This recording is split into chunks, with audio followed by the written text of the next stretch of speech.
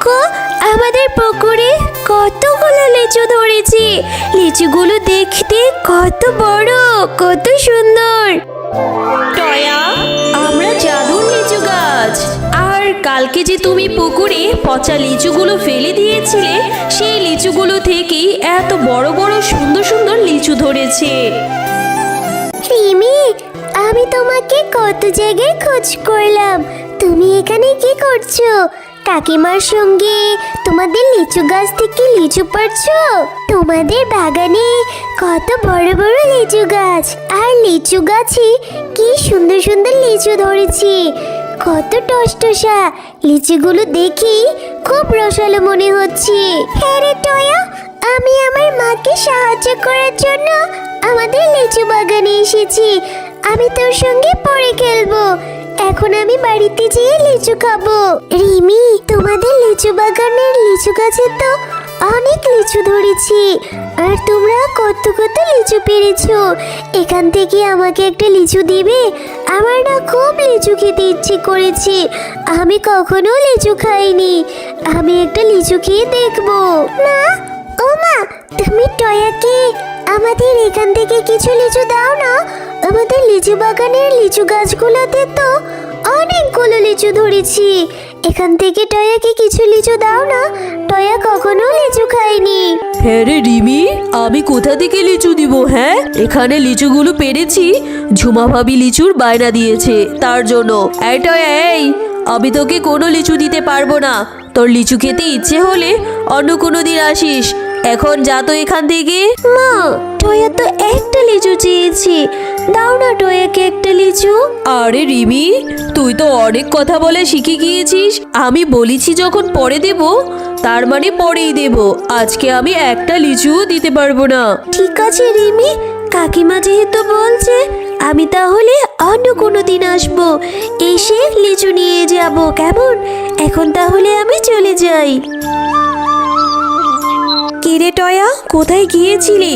সারাদিন শুধু টই টই টই টই করে বেড়াস, এখন পর্যন্ত তো দুপুরের খাবারটাও খাসনি। মা, আমি রিমিকে খুঁজতে রিমিদের লিচু বাগানে গিয়েছিলাম।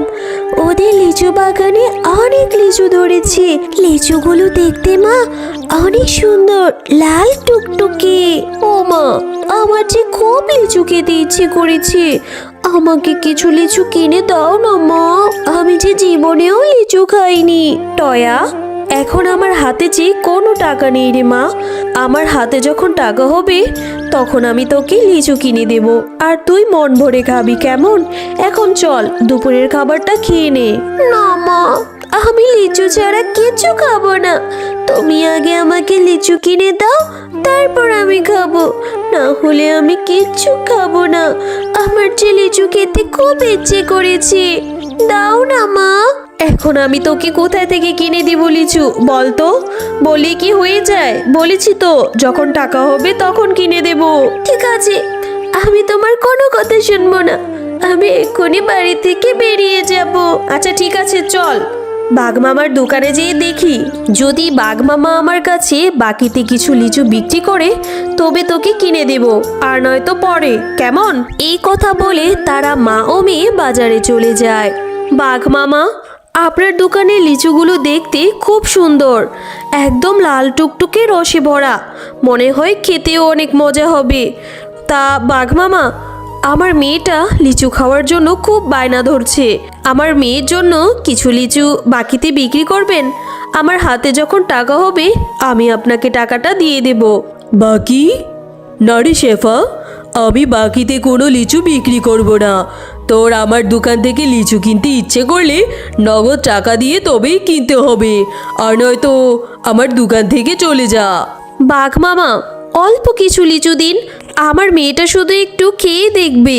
বাঘ মামা, আমার কাছে যে এখন কোনো টাকা নেই, টাকা থাকলে তো আর আপনার কাছ থেকে বাকিতে কিনতে যাইতাম না এভাবে। দিন না বাঘ মামা। না রে শেফা, আমি কোনো বাকিতে লিচু বিক্রি করতে পারবো না। এত জ্বালাস না তো বাপু, এখন আমার দোকান থেকে চলে যা।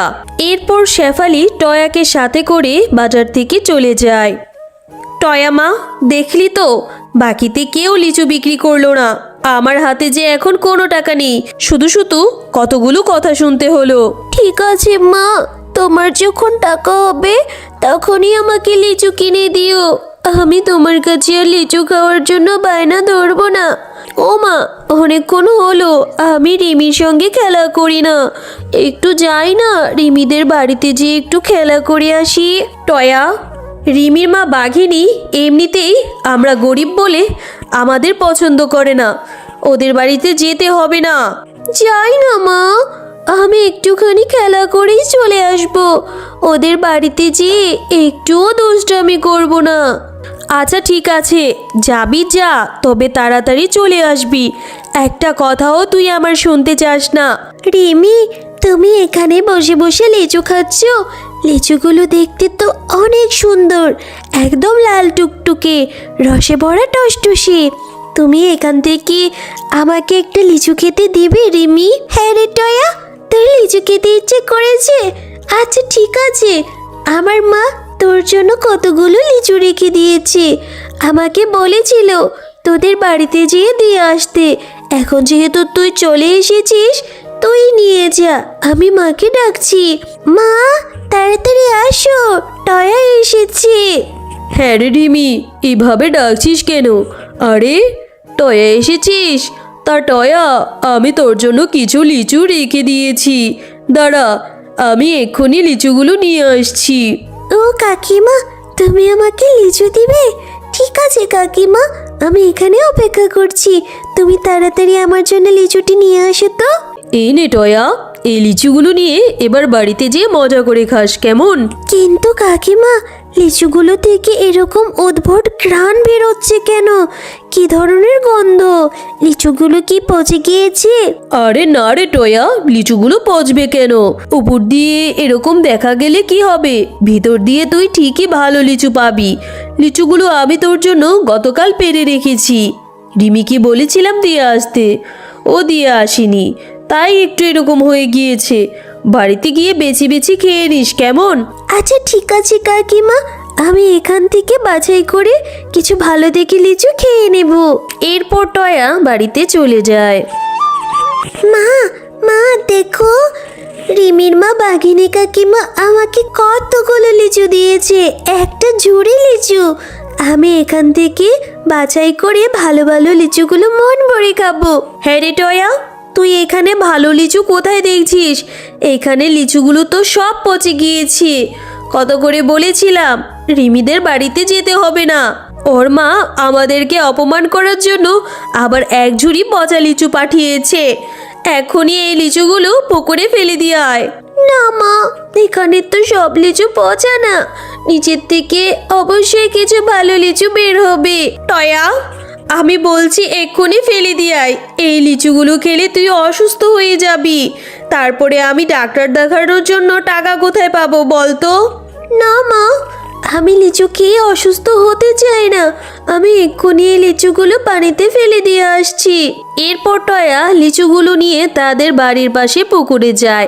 হ্যাঁ রে টয়া, অনেক রাত হয়েছে, ঘুমিয়ে পড়, মন খারাপ করিস না রে মা। আমার টাকা হলে আমি তোকে লিচু কিনে দেব। না মা, মন খারাপ করছি না। আমি তোমাকে শুধু শুধুই জ্বালাই। আমি আর কখনো লিচু খেতে চাইবো না, কখনো না। আমি এক্ষুনি ঘুমিয়ে পড়ছি। মা, মা দেখেছো, কালকে সেই ফেলে দেওয়া পচা লিচুগুলো থেকে মনে হয় এতগুলো লিচু হয়েছে। টয়া, আমরা জাদুর লিচু। তুমি ঠিকই বলেছো। কালকে যে তুমি সেই পচা লিচুগুলো ফেলে দিয়েছিলে, সেই লিচুগুলো থেকে এতগুলো লিচু হয়েছে।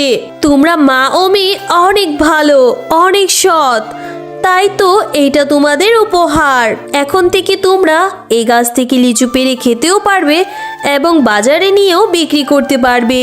হ্যালো বন্ধুরা, গল্পটি ভালো লেগে থাকলে চ্যানেলটি সাবস্ক্রাইব করে দিবেন এবং পাশে থাকা বেল আইকনটিতে প্রেস করে আমাদের পাশেই থাকবেন। ধন্যবাদ।